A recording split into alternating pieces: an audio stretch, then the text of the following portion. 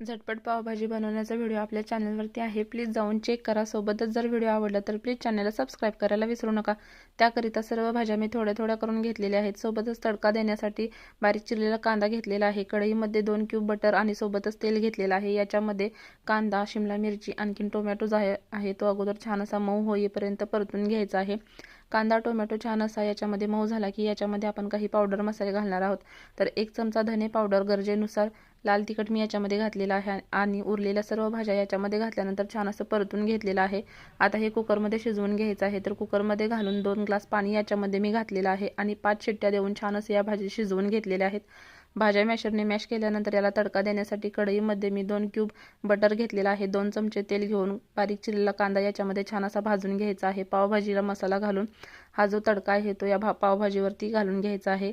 छान अशी पावभाजी तयार होते। व्हिडिओ आवडला असेल तर प्लीज चॅनलला सबस्क्राईब करायला विसरू नका।